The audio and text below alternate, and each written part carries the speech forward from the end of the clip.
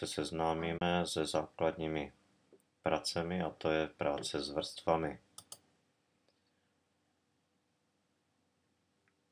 Vytvoříme si novou pracovní plochu a nastavíme velikost plátna.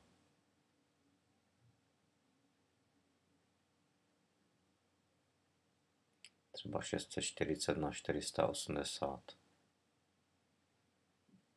Kliknutí pravým tlačítkem myši na oblast vrstvy se zobrazí rozbalovací nabídka pro práci s vrstvami. Zvolíme nová vrstva.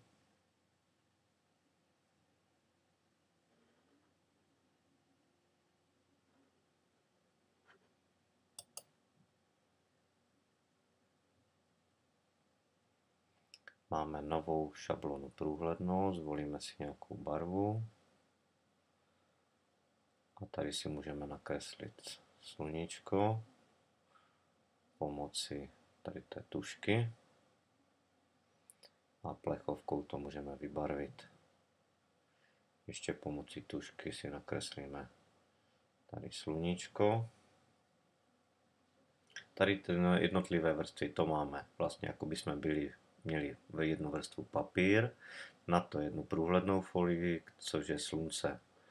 Při vytváření dalších vrstev pracujeme se stejným způsobem jako u vrstvy slunce. Takže nová vrstva, už máme předdefinovanou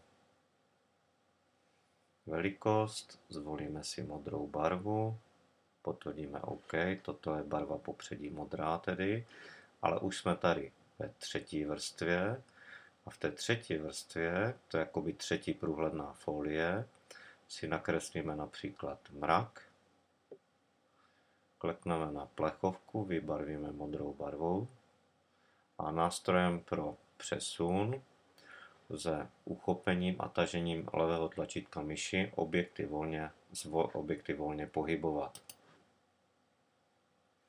Takže nyní pohybujeme sluncem. Vidíme to i tady v náhledu. Potom pohybujeme mrakem. Vrstvy je možné taky duplikovat, transformovat, slučovat dohromady či mazat. Jo, mazání můžeme provedit tak, že zmačkneme tuhletu popelnici třeba. Takže duplikovat. Máme tam nyní dva mraky.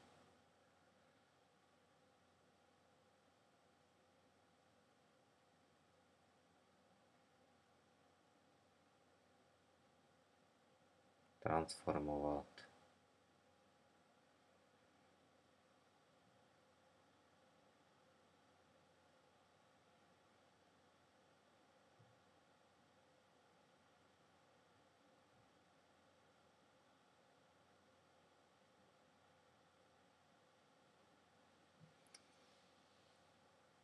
Jednotlivé vrstvy můžeme taky navzájem prohazovat, to znamená tuhletu vrstvu můžeme třeba přesunutím dát níže, nebo tady sloučit, v tomto případě sloučit třeba dolů. Ano, a máme ze dvou vrstev udělanou vrstvu jedinou.